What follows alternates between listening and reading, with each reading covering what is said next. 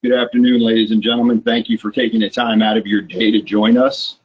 And today I'm going to be talking to you about the Americans with Disabilities Act and our jails. And it's all about delivering service to everyone that we encounter with dignity and respect. I'm a 23-year veteran with the Sheriff's Office in Arlington County, Virginia. I'm a captain now in charge of inmate services. I'm also the owner of Catalyst Change Associates and speak throughout North America on PTSD, suicide, the Americans with Disabilities Act, and a few other things. And I'm also an adjunct professor at Marymount University in the Criminal Justice Division. Today, where our journey is going to start is back in 2015. In 2015, we had a gentleman that came into our facility that was hearing impaired. And we did not meet our obligations under the Americans with Disabilities Act. And from this, where we ended up having a lawsuit filed against us, and it was settled, I believe, in November 16th of 2016, this was the catalyst for us to become a much better agency and to become a leader in this area from that mistake back in 2015 that we made. So many agencies now, if you look around the country, are being sued for ADA violations. And as we go through this, hopefully I will be able to give you some steps, some tips and advice on, if you are not already doing these things, on how to start doing them, so that you do not get caught up in a lawsuit or a settlement, and that you are treating everyone that comes into your custody with dignity and respect, as well as the individuals that are coming to visit them, whether it's family members, loved ones, or in courts for the Sheriff's Office folks that are on here that run their court systems.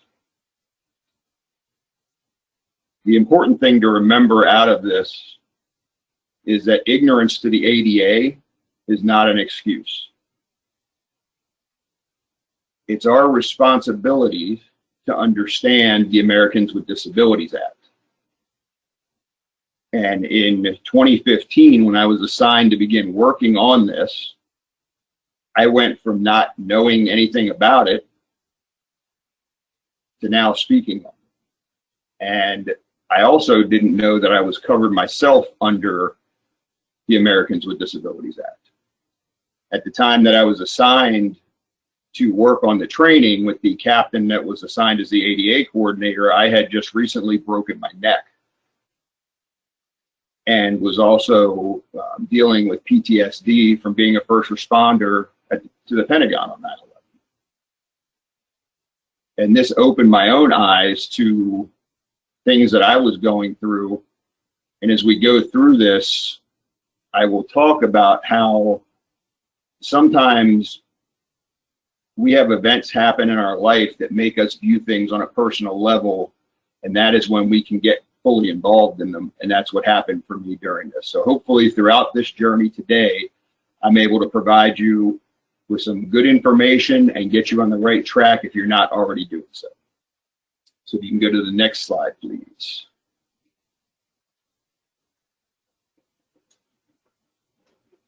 So what I want you to do is imagine if you are overseas and you're stranded or detained and you do not speak the language of whatever country you're in. This is the way I likened the situation that the gentleman that came into our custody went through when I began working with the captain to train our staff for the department, to get them to look at this from a different point of view. We did not provide qualified interpreters. And while this gentleman may have understood some of the things that were presented to him, he didn't understand everything the way you and I would. And we need to be cognizant as we're going through this today, and as you encounter people that come into your custody, wherever you may be, to take a step back and look at the world through their eyes. And try to put yourself in the position that they're in, to treat them with dignity and respect. Next slide, please.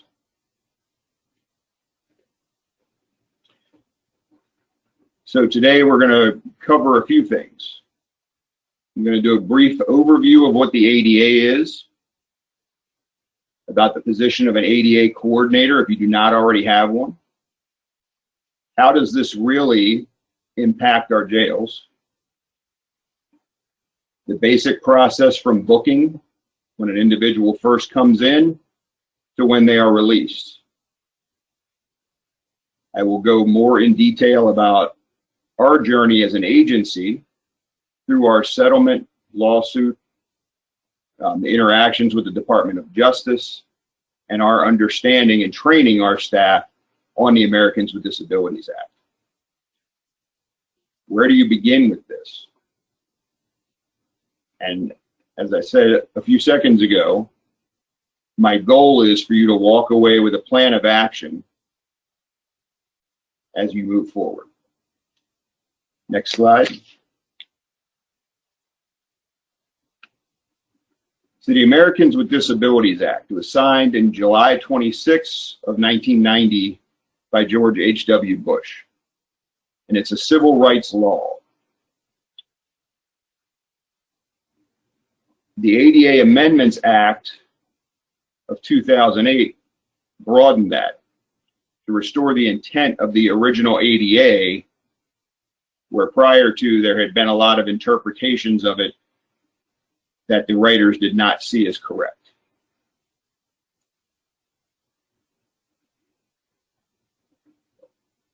Basically, the ADA keeps people from being discriminated against for their disabilities. And I will state again, ignorance to this law is not an excuse.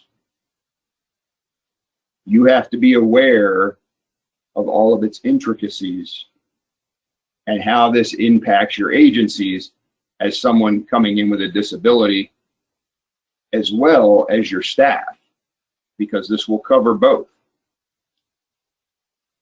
Next slide, please.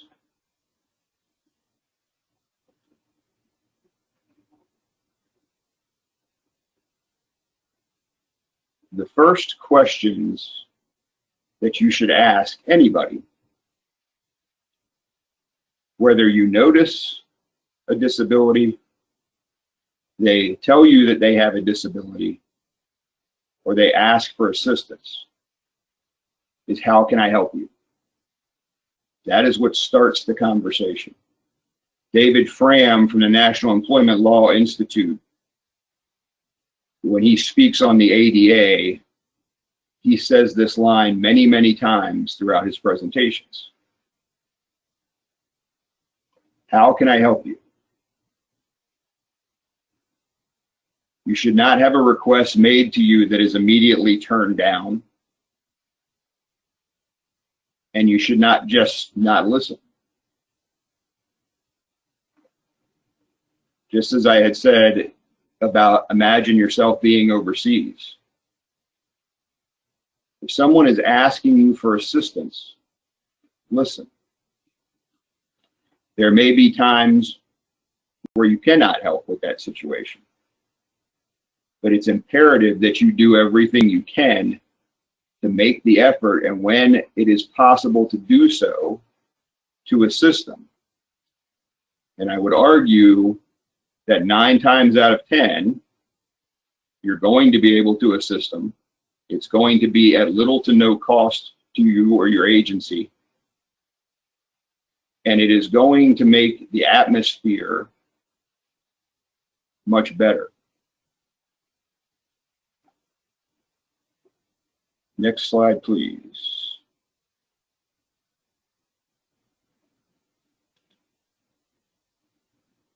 So as our agency in 2015 had this lawsuit filed against us, and the DOJ came in to meet with us. I was brought in when I came back from my neck surgery to work with the captain to create the training for our entire agency. And this is where I first met Mid-Atlantic ADA Center. Marion Vessels and Karen Goss at the time were who we worked with to create this training. We brought them into our agency, we toured the facility, and as we did, they brought many things to our attention. And they gave us advice on things. And we had many hours of sitting down, talking, learning, and interacting with each other before the actual training was created. And for me, that was one of the best experiences that I've had. And where I didn't know anything about the Americans with Disabilities Act before, their knowledge that got imparted to me started me down a whole new path. I did not know at that time that I would eventually become the ADA coordinator for our agency. But with speaking to Karen and Marion and beginning to go to conferences and learn more and more about the Americans with Disabilities Act, the world around me opened up.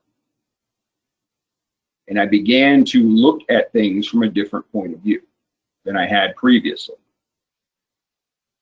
So even though our agency went through a very rough period at that point,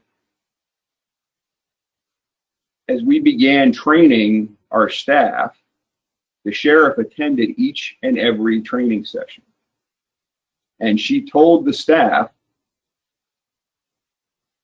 that we had made a mistake with this, we had messed this up, but that we were going to become the best that we could be, and that we were going to be the leader in this area for corrections.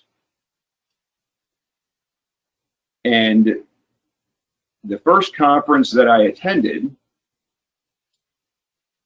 Steve Gordon from the Department of Justice was there, and we got to hear in depth about everything that happened. And Steve was brutally honest. We went from that point to just a few years later, Steve Gordon giving us kudos for the improvements that we had made, for the efforts that we have taken, for going above and beyond in this area to make sure that anybody that entered our facility was able to get the accommodations that they needed and that they were treated with dignity and respect. So while this was not a great event by any stretch of the imagination, and it was very, very tough to go through, we came out much better on the other end for this. We learned a lot. Our staff is now very cognizant of the Americans with Disabilities Act. They are very quick, as you'll see when we go through this, from the time somebody walks in our facility to the time that they leave, to ensure that they are getting the proper accommodations, that they're having conversations, and that they're listening and bringing information forward.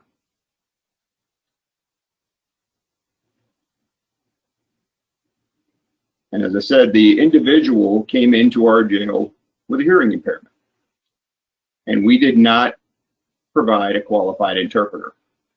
We had staff that understood sign language from personal interactions with family members and friends, but this did not meet that level of a qualified interpreter. And we now are utilizing tons of different devices, services, and having partnerships to ensure that we are doing what is right and making sure that accommodations are met. Next slide, please.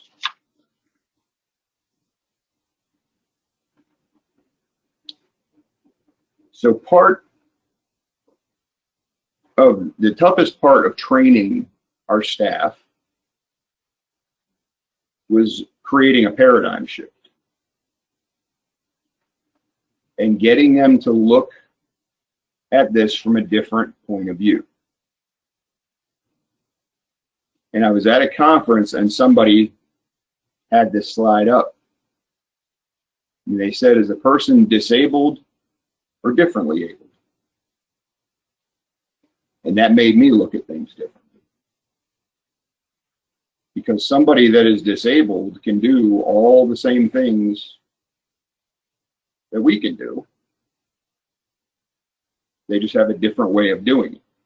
And they may need an accommodation to level that playing field so that they're able to enjoy all the things that we are able to do as able-bodied people. And we need to look at it from their point of view. So as you're interacting with individuals that are coming into your facility, that you're interacting with while you're on patrol on the street, after you've ensured officer safety, take the time to look at things from their point of view. Take the time to step back and determine what obstacles may be in their way throughout your facility. Have somebody like we did with Mid-Atlantic come in to walk through your facility. And I guarantee if you do that, you will have a completely different point of view on the world, not just in your facility, but everywhere you go outside of there. You will begin to see all of these different things that are obstacles, as well as you will begin to appreciate more when you see the businesses and the individuals that go out of their way to ensure that everyone is able to participate and that everyone is able to partake in activities and events and things of that nature. Next slide, please. So what is a disability? It's a physical or mental impairment that substantially limits one or more major life activities. And I want you to think about the time you woke up this morning until the time you went to work and the things that you did. Whether it's getting up out of bed, brushing your teeth, taking a shower, making breakfast, eating breakfast, talking on the phone, checking emails. Those are major life activities. It includes a person who has a record or a history of such impairment. And that can be something such as seizures, where it may not be something that is going on right at that moment that you encounter the person,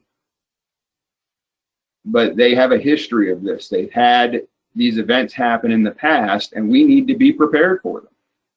And we need to make sure in the event that that happens, we're able to act immediately and provide those accommodations.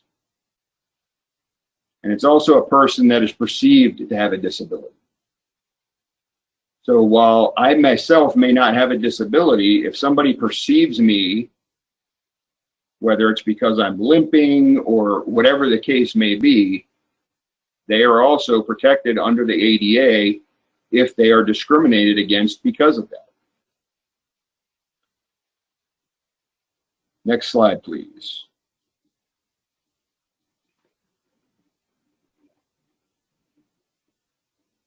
So the impact on our jails. And if you don't know that something's broken, you can't fix it. If you're not aware of what the Americans with Disabilities Act is, you wouldn't know that there was issues in your facility that needed to be improved upon or changed. We fall under Title II. There's 5 titles for the Americans with Disabilities Act, and we're under Title II for state and local governments. And the purpose of the Americans with Disabilities Act is not to provide extra things. It's not to provide advantage. It's to level the playing field. It's to provide access to programs and jobs and make sure that somebody that has a disability is able to enjoy and take part in all of the same things that an able-bodied person does. And most importantly, it's the law. And if your facility violates the Americans with Disabilities Act and the Department of Justice is sitting in front of you and you tell them that you didn't know that, as a law enforcement agency, imagine how that looks. So if you are not involved with the ADA, if you are not making sure that your facility currently meets ADA standards, if you're not providing accommodations, you need to start doing that immediately. Whether it's contacting your county or your state ADA coordinator, if your agency doesn't have one, attending a Mid-Atlantic conference, calling Mid-Atlantic, get the information. Go on the DOJ website. You will see all the various cases that are listed, not just with jails or law enforcement agencies, but businesses, transportation areas, all types of things. And as you go through them and you begin to look at what issues people are being litigated against for, I'm hoping that you have the same response as I did to, this is kind of common sense. As I began to go through and read these cases, they were all about treating people right and about treating them the same way you would treat a member of your family or a friend.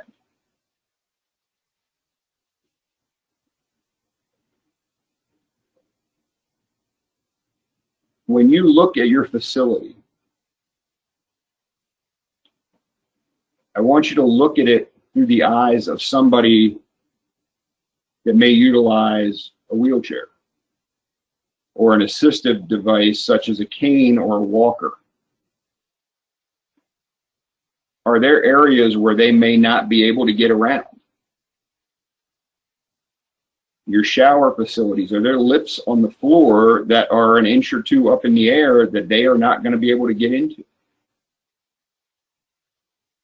Do you have cells that are accessible, that have a turn radius for a wheelchair to enter it and be able to turn around, to be able to transfer, to use the restroom facilities, all of those types of things?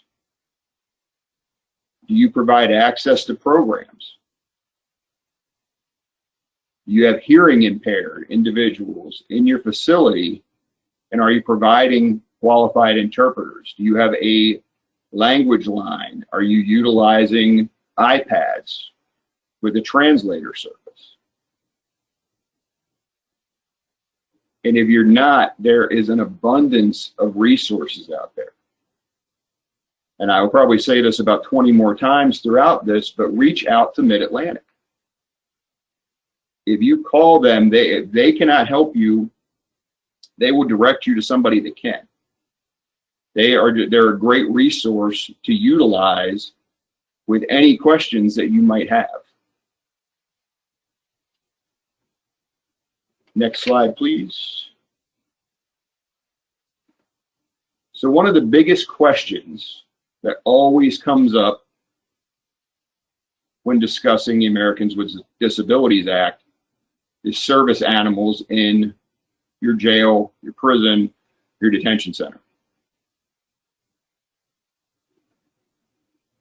To my knowledge, service animals are not required to be kept in the jail. And that is because the care of the animal falls on the facility. And who is going to be able to take the animal out to utilize the bathroom, to feed them, those type of things. You will see several prisons, and I believe there's probably a few jails that have programs where they will raise service animals. And just because there is not a responsibility to have service animals in your facility, it doesn't mean that you can't do it if you have the ability. But you're not required to do that. What you are required to do is to ensure that that animal, when the individual is taken into custody, that animal is properly taken care of. If you don't have a relationship with your local animal shelter, make that relationship. Many of those animal shelters have specific areas just for service animals, and they will work closely with you to ensure that the service animal is housed there and that they are able to get them to a family member or someone else that can care for the animal to ensure that their skills are not lost. You cannot just arrest somebody and leave the animal there. Same is in court. If you have somebody coming into a courtroom and they're going to be taken into custody, if you have that relationship already with the animal shelter or animal control officer, you can be prepared for this and have them there or coming shortly thereafter to take the custody of the animal to ensure that it's properly cared for.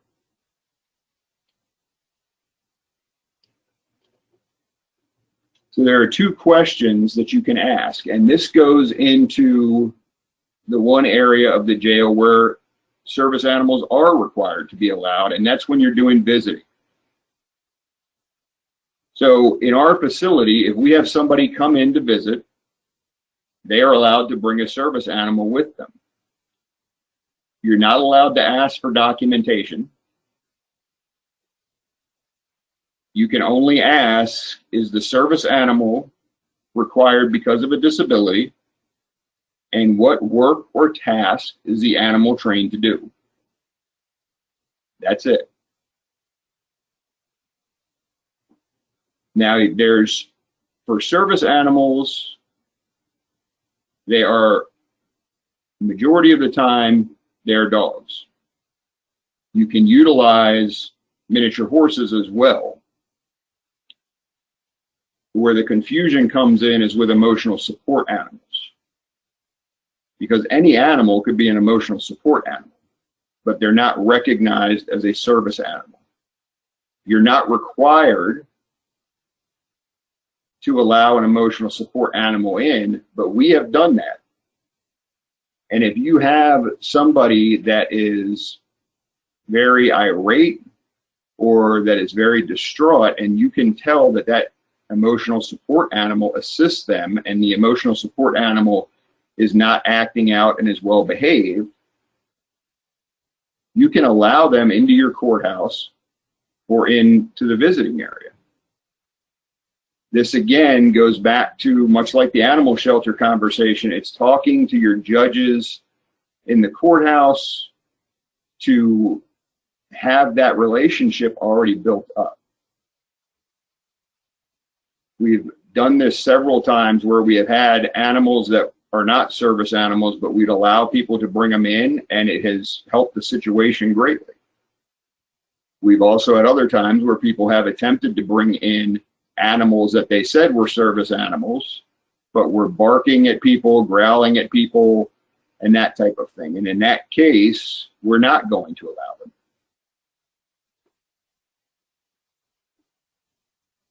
Next slide, please.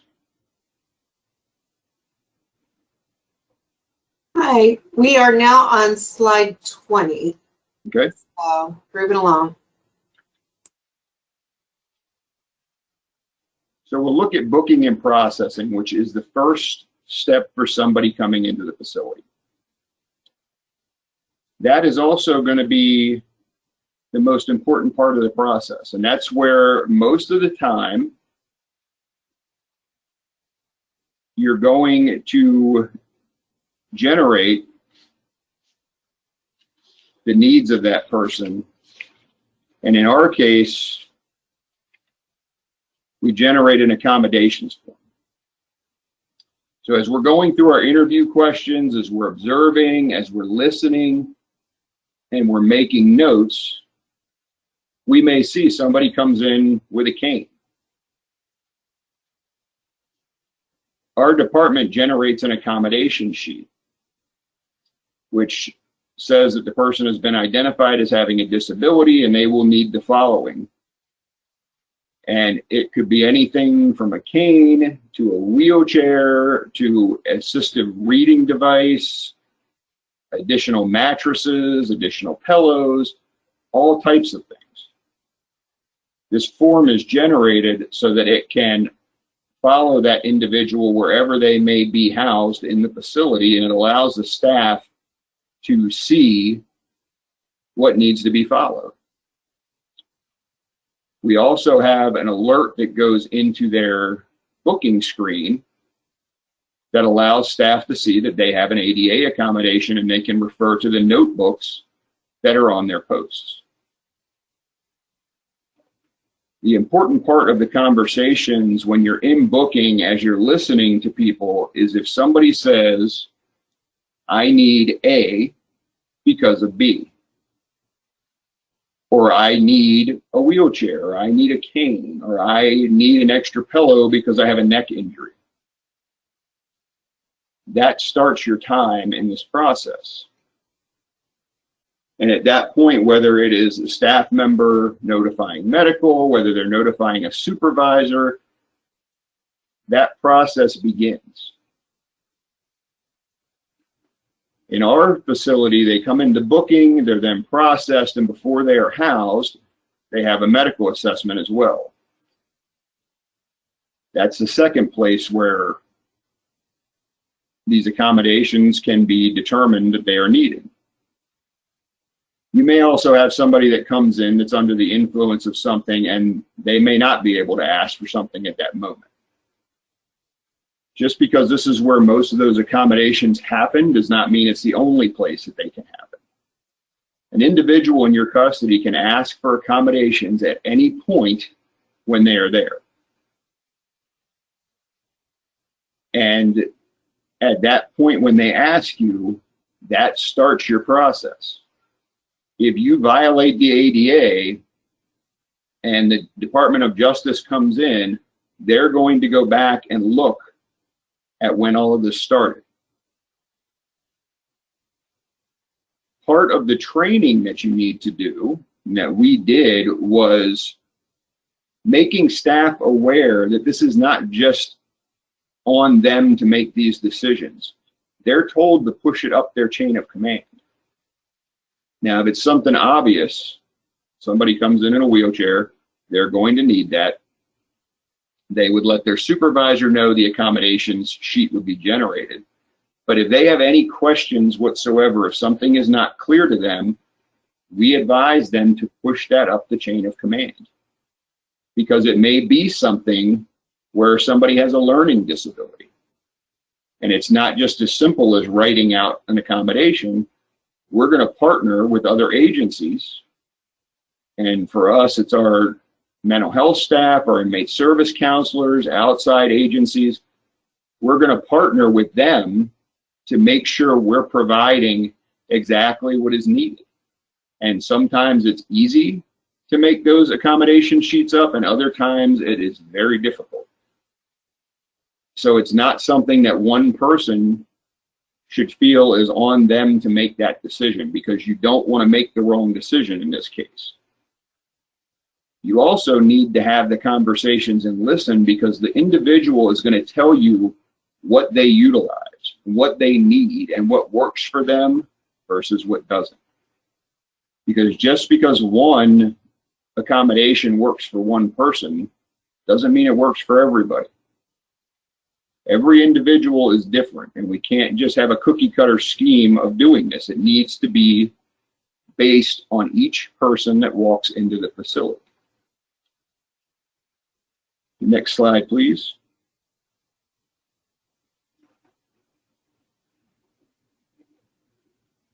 So when we look at housing, we brought Mid-Atlantic in and we walked through our entire facility. And they looked at all the cells, the sizes of the cells, the accessibility of the cells, and we have several accessible cells. What was interesting is that we're a direct supervision jail and we have 2-level housing units. So in the area where, on the lower level where you have accessible cells, they're also accessible on the top level. And we hadn't looked at that until we did the walkthrough. And when the building engineer came through, he's like, oh, you have this many in the unit. And I'm looking at the ones on the lower level, and he goes, oh, they're upstairs. He didn't stop to think a wheelchair can't get up the steps. And that's where I'm talking about taking a step back to look at it from a different point of view, because sometimes things are right in front of our faces and we don't notice them. Your facility, if it was built before 2010, may not meet the ADA standards. Anything that's built after 2010 should be in accordance with those. And the minute that you begin to do construction work on an area, that area needs to be brought into compliance with those. This goes back to the training piece, because when I started this journey with the ADA, I didn't know anything about building codes, but as I went to conferences for the National Association of ADA Coordinators, you're required to not only learn about interactions with inmates and individuals out on the street if you're on patrol, you're also learning about building codes and about park codes and employment law and all these different areas of the ADA, which all kind of intertwine together, because you're going to deal with your building codes for your facilities, whether it's your inmates or whether it's your visitors that are coming in or the folks that are using your courthouses. And you need to be cognizant of these things and ask questions. We had to bring in our building designers and have lots of conversations with them, because while things met code, some of the stuff still didn't seem to us like it was correct enough and could be better. Doors for visitors coming in being a little lighter so they're able to open them, because if you think about somebody that's in a wheelchair that's trying to open a door and they don't have a push button, it's not always the easiest thing to do, and we don't think about that if we're walking up to a door and opening it. And just because something, as I said with the service animals, just because something meets the standards doesn't mean you can't improve upon it. And I would argue that if you're able to improve upon it, you should. You need to have at least 3% of the cells that are in your facility need to be accessible. And 2% should be equipped with communication features, and you can utilize iPads and things like that. We actually went out and bought the things that you would get, the paging systems that you would use at a restaurant.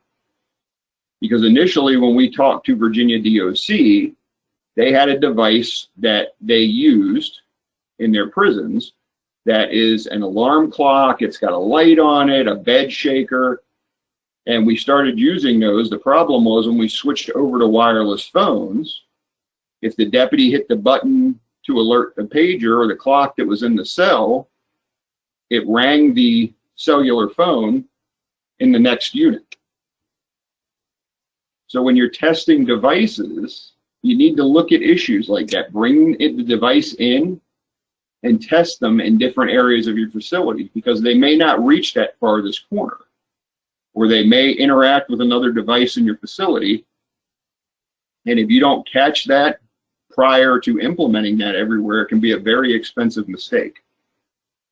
We went out and got the pagers that they use at the restaurants to let you know your table's ready, and those have worked great. And there's several different types of those where you can get them so they're like a pager where you can type in a message, or it just lights up and vibrates. And they're small enough that they can carry them in the pocket of their uniform, so that when you need to get their attention or there's an emergency, you're able to alert them and let them know that. And you're also going to provide training to the individuals that you're providing these devices to, so that they understand what the purpose of them is for and how they can be used, what their responsibility will be for caring for them, and that they're able to ask for replacements whenever they need them, and that they're able to reach your ADA coordinator whenever they're needed. Next slide, please.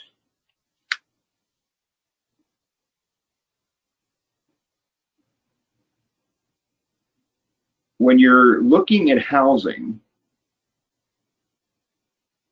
again, this goes back to common sense.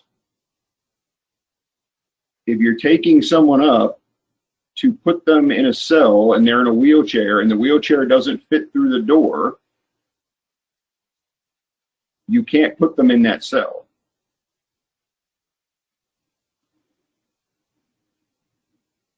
You need to think of these things. You need to think ahead, and this is why you do the walkthrough, and this is why you have experts come in with you to look at different areas to see what can be improved or where you may need to change.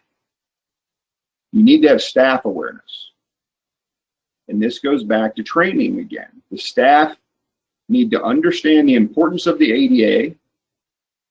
They need to understand what they need to do if they recognize something that they may believe is a disability, or if they have a conversation with an individual and they say, I'm really having trouble with this, or, my back's bothering me. Is it possible to get an additional mattress or a pillow, or I injured my knee? A cane would be helpful. The staff need to be aware of the process that they should be going through and the notifications to make. They also need to be aware of the accommodation sheets, or whatever it is that you put in place to make everyone aware of what accommodations an individual needs. So if you have a staff member come into a housing unit and they don't know anything about these accommodation sheets, how are they going to ensure that that individual's needs are being met? So anytime you're making changes, just like with any other area of policy or procedure, you need to conduct training, whether it's in person, online, you go to the housing unit itself, make everybody aware and give them the why. Why are we doing this? Not just you're going to do this now. Give them the why so they understand the importance behind it. And when you're beginning to do the housing assessments, you need to be aware of those ADA accommodations. And if somebody has been here for 3 months and they ask for an accommodation, you need to make sure that your inmate service counselors, your classification folks, they're all aware of this, so that when they go to move somebody again, they know what options that they have. We have to communicate here with this. And it can't just be one person doing everything. They have to communicate with everybody because the ADA impacts every aspect of your facility. Next slide, please.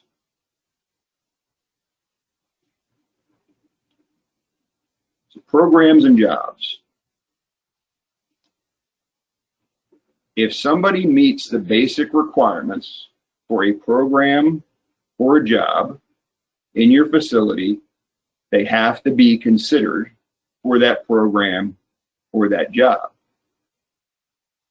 And if they can meet the basic requirements with the accommodation, they also have to be allowed to be considered for the program or the job. When was the last time that you updated your job requirements or your program requirements? Because if you go to look at some of these lawsuits that are filed, not just in the setting of a jail, but across the board, job requirements were not updated. You know, this job has kind of transformed into something different. We just do what we do, but we never went back and updated the job requirements. Or this program has always been done this way, or we tweaked it here and there, but we just never updated it. If you don't allow somebody in the program or put somebody in a job because of the fact that you didn't do your due diligence and update those requirements, and it's not written prior to when you interviewed them and they would have been put in that program or that job, you are going to open yourself up for a lot of liability. So go in, review the job requirements, and seriously look at the job requirements and the program requirements from that other view. Right now, looking at one, you may say this is something that somebody with a cane or somebody that's in a wheelchair or somebody that has another type of disability can't do. But when you look at it and you think big picture and you think outside of the box, there might be a way to allow more people into that job. Again, it's about leveling the playing field. If you have somebody that's visually impaired or hearing impaired and you're not allowing them into a program because of that, that's going to be an issue. You can provide interpreter services via an iPad if you have Wi-Fi that's not going to be breaking up, or you can call if you have a service and have the interpreter there in person,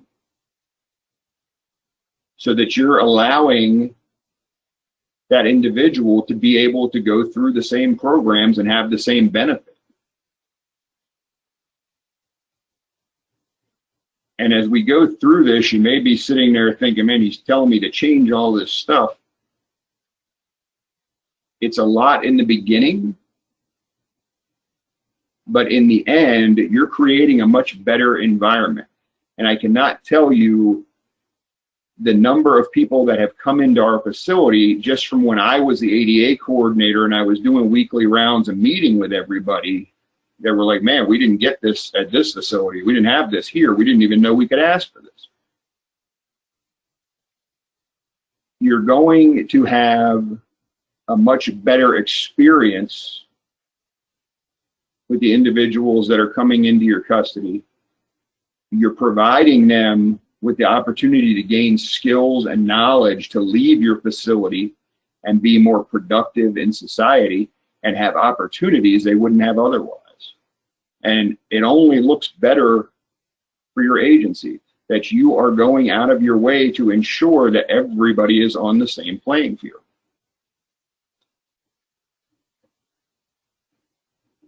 Visiting, and I talked about this a little bit earlier with the service animals. If a family member, a friend, an attorney, whoever comes in to visit as a service animal, they are allowed to bring them in. And all of the items that you provide in your detention facility, you're also required to provide those similar types of things for individuals coming in to visit. And with COVID going on, many people have switched to virtual visits, which I know for us, the fact that we went into doing all the stuff with the ADA helped us immensely because we already had tablets. We already had laptops that we were utilizing for these purposes, so that change was not as drastic. But if somebody comes in that is visually impaired or hearing impaired, you are required to provide the accommodations they need to have communications with their family member or their friend. Do you have them there, and are you prepared to do that?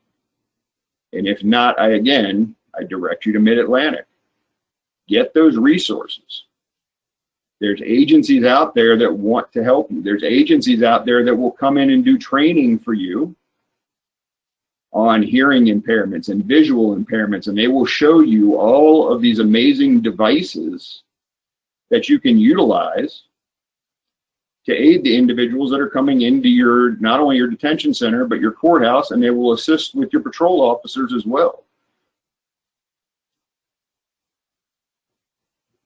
And again, you want to step back and look at the world through somebody else's eyes.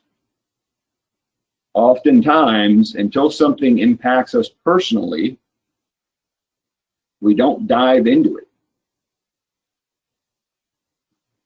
And I told you earlier that I broke my neck right before I got involved in this. And the second surgery that I had to have, they had to fuse disc 2 through 7 together in my neck, and they told me they didn't know if I was going to be able to walk.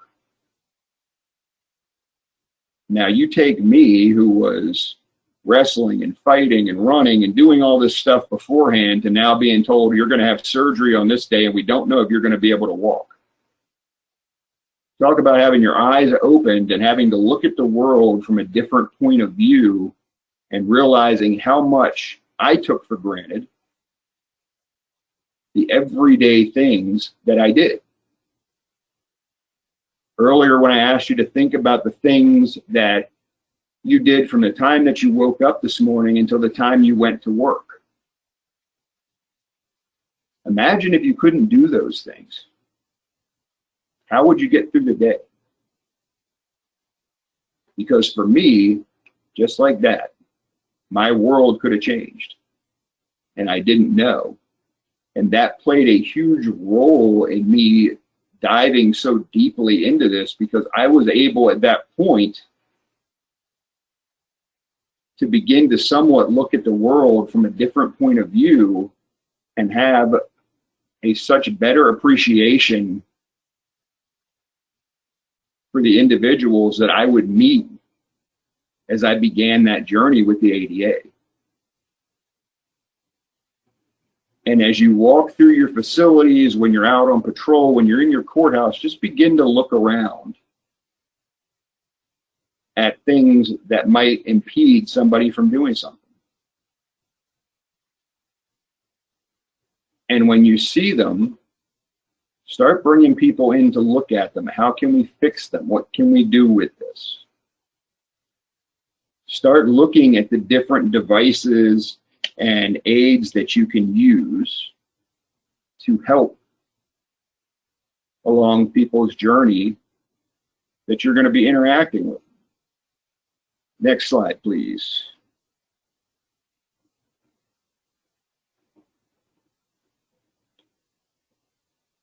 So one area that will trump the ADA is direct threat.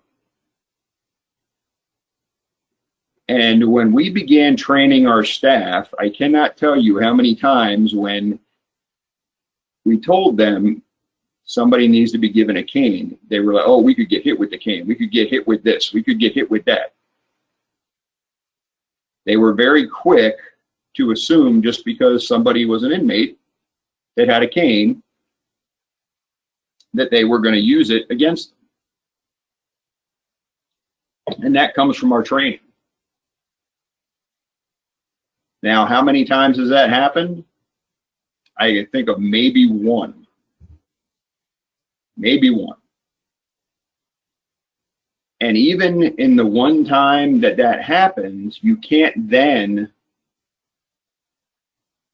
make the assumption that every other individual that has a cane is going to attack you with it.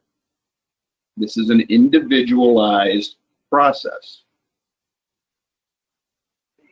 In order for you to be able to utilize direct threat to not do something under the ADA, you have got to have a very good example and a very good reason to do it. You can't just assume and say that's why we're not doing it. It doesn't work like that. We had an individual in our custody that had a prosthetic leg. And this individual would take his leg and break the sprinkler head when he was in a cell with a sprinkler head. And we used that example because everybody knew who this individual was. And just because he did that, we cannot assume anybody that's coming in with a prosthetic is going to do the same thing. We had another individual come in that had a prosthetic arm, and looking at him, you wouldn't have known that. And he stopped the deputies when they were handcuffing him to show them how his arm was able to be unattached and how it would work with handcuffs. Basically showing the deputies, look, this is how, if you handcuff me like this, it's not going to work real well. This is, you know, and they had to step back and learn a different way to do it. But he showed them that. And when you're interacting with people and you're talking to them and you're listening to them, those type of conversations happen.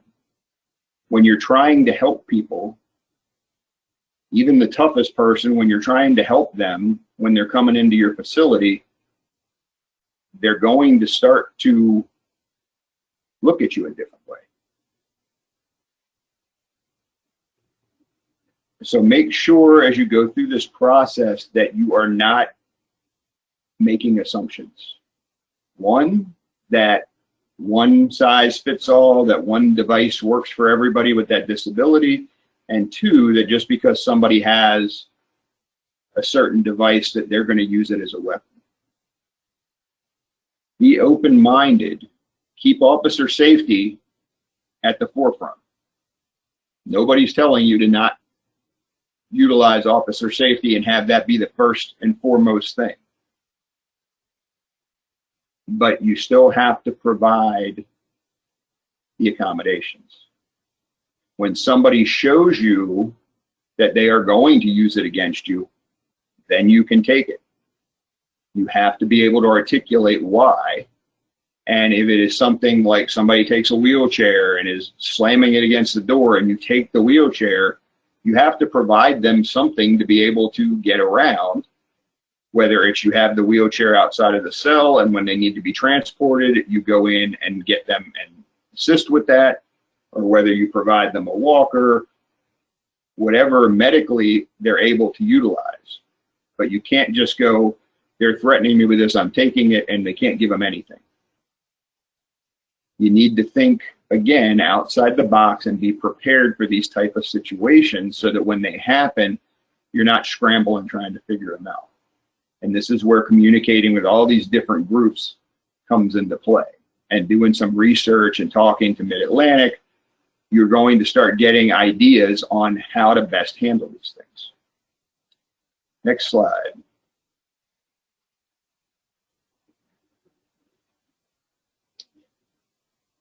So devices and aids, I could have made probably 20 slides on this. But I wanted to talk about the major ones that we use. So the iPads and the Surface Pros are what we use for interpretation and for hearing impairment. And the service that we have utilizes both. And with that service, we can also, I believe the name of the company is Wadash. You can call them. They will have interpreters on site if you need them. Their service has, I want to say 250 languages, I believe, on the app. and some have video, and all of them have audio, some have video. They have American Sign Language translation, and if the person does not speak American Sign Language, they will work with you to find the proper interpreter. And they came out to our agency, they demoed their stuff, they told us everything that they could do. They ran me through the setup on the computer to get services, who to call when we needed this, the time frame.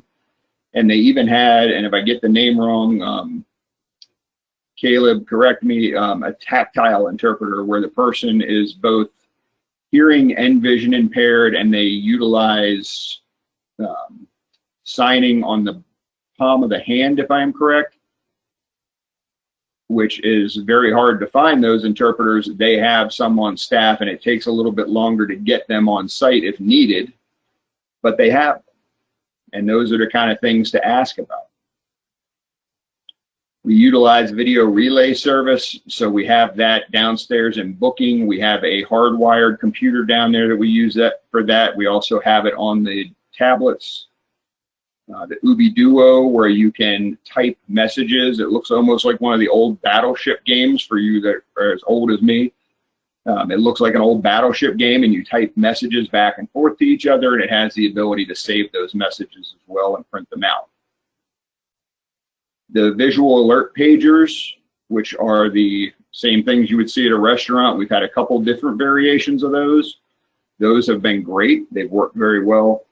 And then magnifying glasses, various types of reading devices, walkers, canes, wheelchairs, and there's so many variations to those. I mean, there's tons and tons of devices and aids out there. And when I tell you that one device doesn't work for everybody, you need to have that conversation. Ask them what they used outside. Ask them what type of device they used. Hearing aids, what type of hearing aid did they have? Some will work for some people, others will not. You want to make sure you get the right devices, because if that device doesn't work for that individual, you're not providing the accommodation. So you need to work with them, and you need to work with your medical staff to ensure that, for one, they actually need the device, because you will have some people that want to get things so that they do get one over on you. Very rare, though. I maybe have had one or two people in the 2 years that I was the ADA coordinator, maybe one or two people in the entire time that did that. We also created a hotline that ran into each housing unit and went down to my desk, and now the captain that took over for me, so that the inmates have a direct line to call if they need an accommodation or if the accommodation is not working for them. And when we created this, we had a lot of feedback. It was like, oh, your voicemail is going to be blowing up. You're going to have all these messages. And we didn't. We had a few, maybe a handful a month. Part of that was because we did rounds every week. So every week I had a list of everybody that had accommodations, and I went throughout the facility and I met with each individual to find out if what they had was what they needed, if it was working well for them. And during that time, I would have other individuals that may come up and say, hey, I didn't know I could ask for this. And that started another conversation. It got, I believe, at the highest point, I was about 150 people that I was meeting with weekly. And that was one of the things that we had created before the settlement happened, but that continued on, and it continues on past the settlement. Everything that we did that got implemented into our settlement, we've continued on and grown from that point. And that going up and meeting with everybody every week, it may sound like a lot, but it created a lot of interaction where you were finding out a lot of stuff that was going on. And you were able to, by providing help to these individuals, you didn't have a lot of the issues that you had before.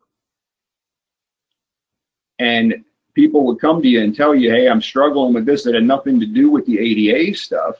just in general because they knew you were coming to talk to them. So you also, when you're going through, and we can go to the next slide, when you're going through this and you're creating the position of an ADA coordinator, if you don't have one, and you're updating your policies and procedures, you want to make sure that the person that you're picking for this position is the right person.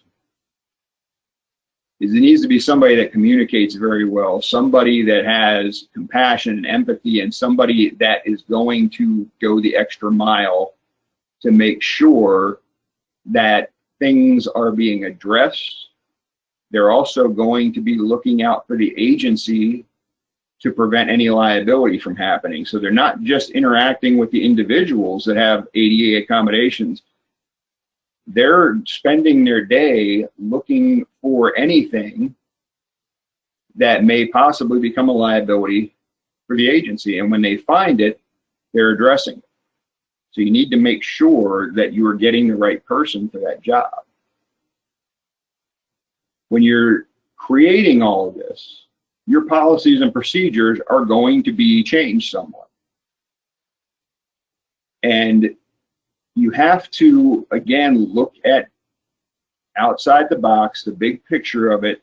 You can't just say, this is how we've always done it, it's worked, we're going to keep doing this. Again, the ADA is a law. There's going to be some things that are going to change, one of which is never going to be officer safety. But as you go through and begin to implement the process, and you're looking at the different accommodations that may come up and the use of different devices, you're going to see various areas where things need to change. Your visiting policy, including service animals, making sure that those tablets are available. Those type of things all need to be meshed into your policy, so they're going to change. And it's a large undertaking, as I said in the beginning, but at the end of the day, it is very well worth that effort in the beginning. Create a team, bring in some experts, and have everybody sit down and go through the stuff. It makes it much easier, and it's always better to have more than one set of eyes looking at things to get different points of view. When Mid-Atlantic came in for us, they looked over our policies and procedures, and they gave us advice on changing some stuff. Some things didn't work. And I think we both learned a lot from each other as far as what we do in work and what they did. And we had lots of different conversations about interactions that we had both had.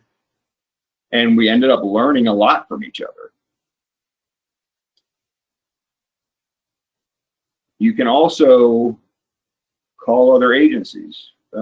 My contact information will be in here at the end.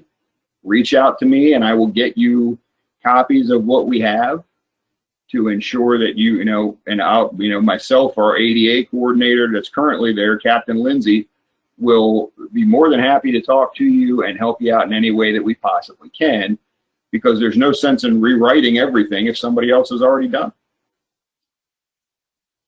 Next slide, please.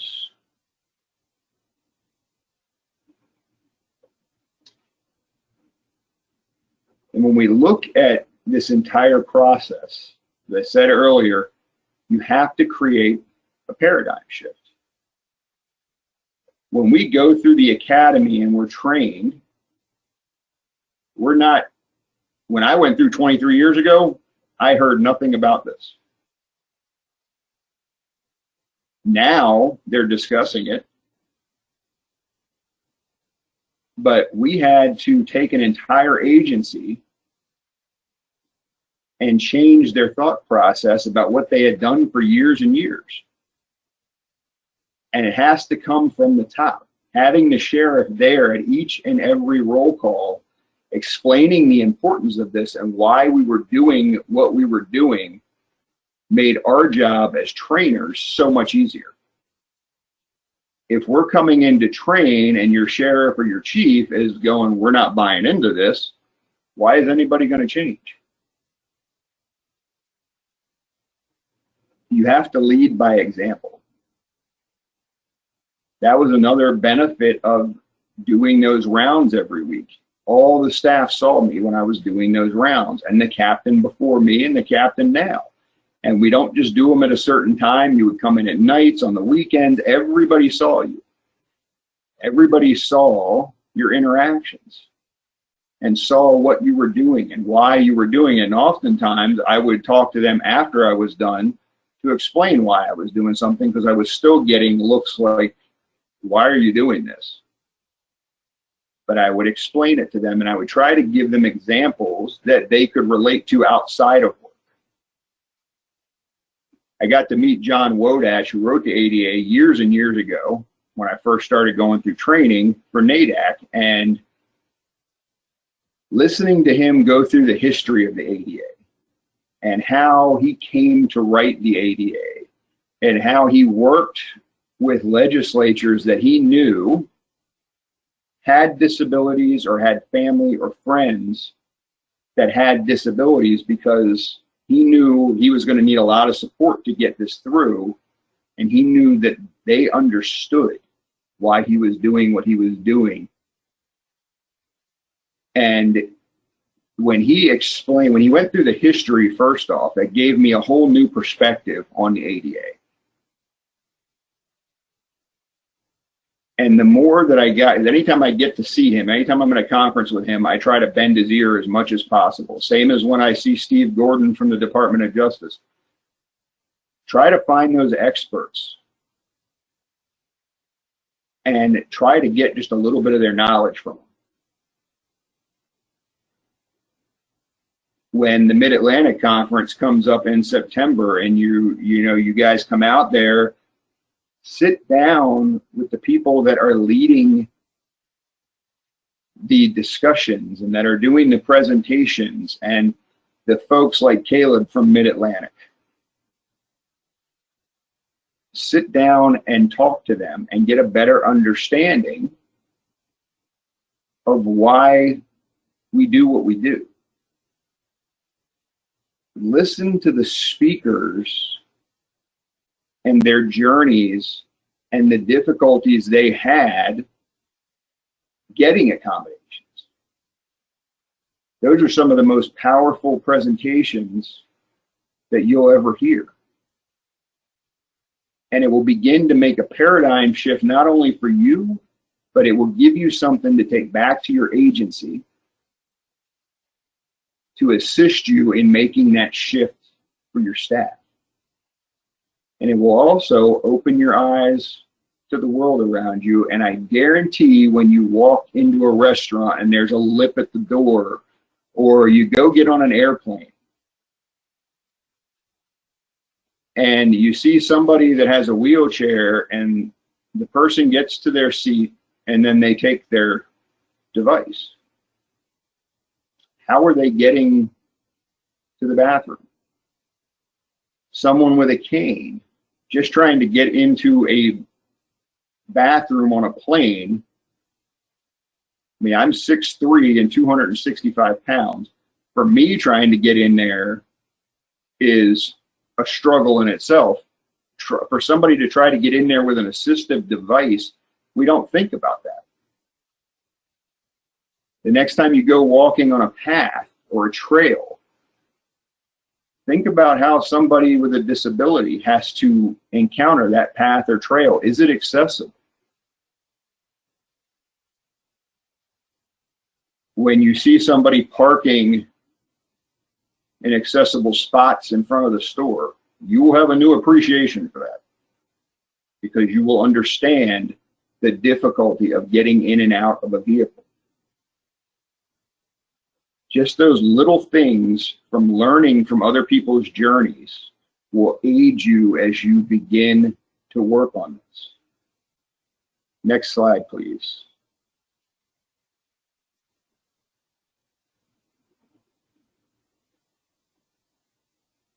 And as you listen, when you go to these conferences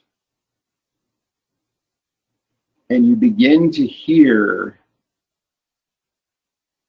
of the way that people have been discriminated against that have disabilities, things that you never even contemplated, You're going to get angry, for one. Sometimes you're going to be disgusted. But you are going to have a whole new appreciation for the world around you. I don't go anywhere where I'm not seeing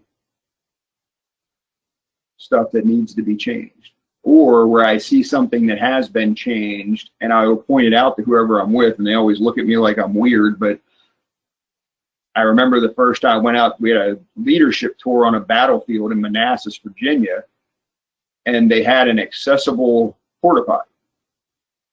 And I had never seen one before. And I took a picture of it and I texted it to the captain, who was the previous ADA coordinator before me. That's how geeky that I got with this. But it's seeing those things and seeing those changes in a place like a battlefield, that they went and made those changes. You have a new appreciation for that. And as you go through your facilities and you're interacting with people in your courthouse, on the street, in your jail, you'll have a new appreciation, not only for the person, when you begin to look at the world through their eyes, but you're going to get to see a different side of your staff as they interact with individuals, and you're going to see a different environment begin to grow. Next slide, please. The ADA coordinator. If your agency or facility doesn't have one, get one. Your city, your county, your state should have one. If you don't know, contact Mid-Atlantic. They will be able to assist you with that. The importance of that job: agency liability. You're insuring the inmates as well as staff. In some cases, sometimes you have two separate folks. One handles your facilities, the other one handles your staff. Sometimes it's both. But you're ensuring those accommodations are met. They're going to create relationships with the city, county, state, ADA coordinators, disability boards, all of those agencies and other groups that are going to only make you better.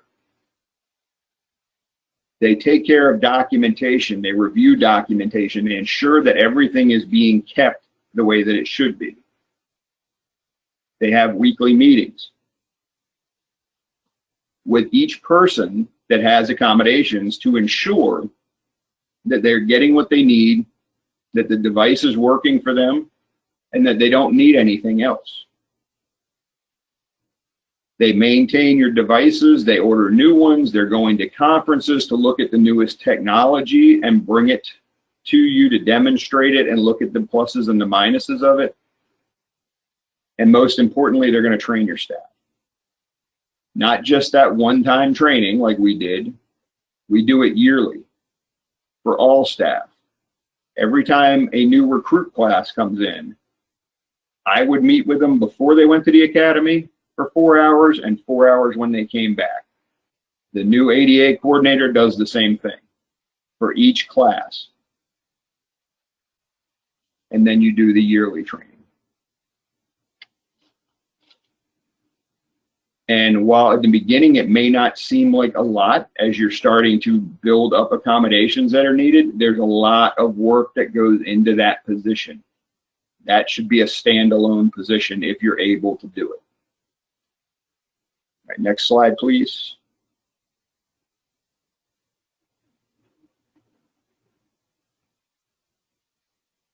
And we're on slide 31. Yep.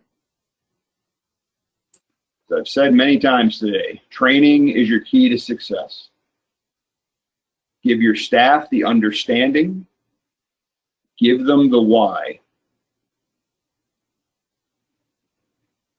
Bring in experts to speak to them.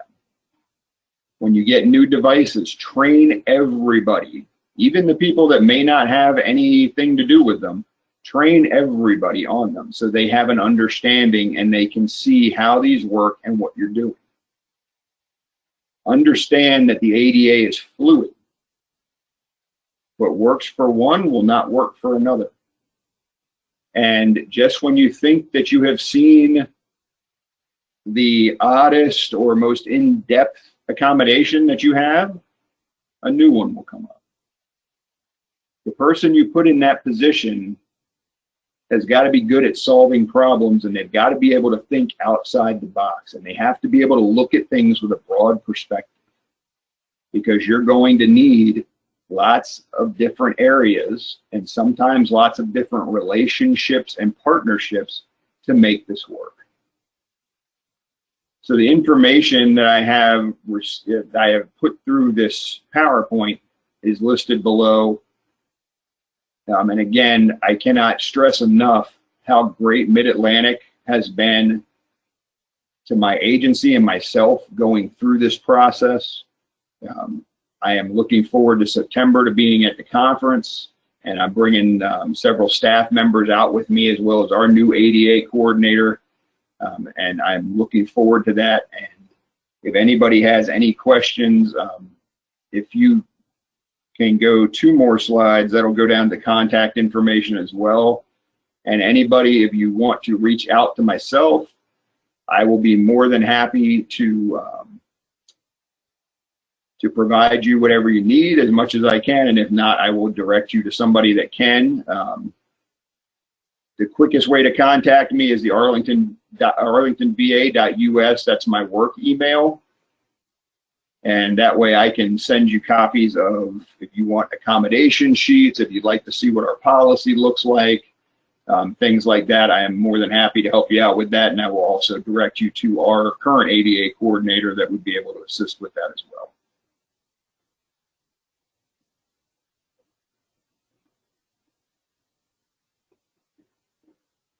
And then if anybody has any questions, I am more than happy to do my best to answer them. All right, thank you very much, JP. A lot of great information in this presentation. If anyone still has comments or questions, they can still submit those in the chat box. We do have some that has been submitted. Somebody recently asked, is there a way that I can get information on how to get this implemented? So that's all they wrote, so not a lot of context there. But you just gave your contact info, so they could, of course, contact you. But this may also be a question about resources. Is there anything else you wanted to say about that? I would just say you can contact me. I would also say go to Mid-Atlantic site, look at coming out to the conference in September. There's a vast amount of speakers there, and they have several agencies usually that come out and they demonstrate the devices they have. It's a great conference. I've been to it for several years, but reach out to myself as well, and whatever I've got here, I am more than happy to help you with. We also got a comment early in the presentation, a couple comments. This person just wanted to remind us that the preferred term is people who are hard of hearing or deaf, not hearing impaired, and that hearing impaired is considered to be derogatory. They also commented that they really liked when you were referring to the fact that accommodations are, for the most part, there's no cost, and also making the atmosphere better. They appreciated that. Yeah, one of the things we had another to our go ahead. people that we have in our custody, there is no cost to them. We provide those devices, whatever they may be. Well, we had someone else made a comment. I think this was back when you were talking about service animals, and that there's not an ADA requirement that a facility take care of those animals. This person says, understandable about the service animals, but I feel that it should be available. I think maybe they're talking about, the facility taking care of the animals. Did you mention that, it's possible that a facility could do that, go beyond the ADA? And if so, do you have an example of what that would look like? Yeah, I know. I can't, off the top of my head, I cannot think of the agencies. I know there are a few agencies around the country that do have service animals allowed in the facility. But as I said in the beginning, just because the ADA is kind of the foundation, so you can go above and beyond that. You just can't go below it. So just because they're saying that it's not required for you to have service animals for individuals in your custody, if you are able to figure out a program to do to allow that, that's hats off to you. That's going to be a great thing, and I think that would probably push it to a level to where it becomes more of a commonplace thing. All right, we just got a bunch of comments here from somebody. Well, I don't know if we'll be able to get through all these, but this person first is asking, how is Arlington handling the population with intellectual and developmental disabilities? Okay, so I have a mental health staff that is on site here, and then our Department of Human Services staff that is in the county, and our CSB board, and our inmate service counselor. So when somebody needs an accommodation for learning disabilities or mental illness, we will meet together and meet with the disabilities board coordinator. It becomes a joint effort because we want to make sure that we are providing, whether it's bringing somebody from the outside in for situations with learning disabilities, which we would do from the school systems. Whatever needs to be done, we're going to work together to try to do our best to find those resources. And if we don't have them in the county, we'll begin to look outside. I will contact Mid-Atlantic. Like I said, everything is different. So you really need to have all those people there so that you can get lots of input. You're going to have some people that may have interacted or provided services outside for the individual. Now they're in our custody, and we can utilize their former counselors to be able to assist us in what they may be able to bring. So it's a lot of partnerships and conversations to find the right thing, and then monitoring whatever's put in place to ensure that it's working, because if it's not, you want to continue to update it and change to make sure that you're providing what is needed. So we are now getting a flood of questions, and unfortunately, we cannot ask any more of these because it's almost 3:30. But I would encourage everyone who is asking these questions to just email JP, and I'm sure he'll be happy to answer what you're asking. We want to thank everyone for joining us. We are the Mid-Atlantic ADA Center, and we cover Virginia, West Virginia, Pennsylvania, Maryland, Delaware, and District of Columbia. You can call the national network toll-free at 800-949-4232, and you'll be, based on the area code of your phone, you'll be directed to a regional center. You can call us locally at 301-217-0124.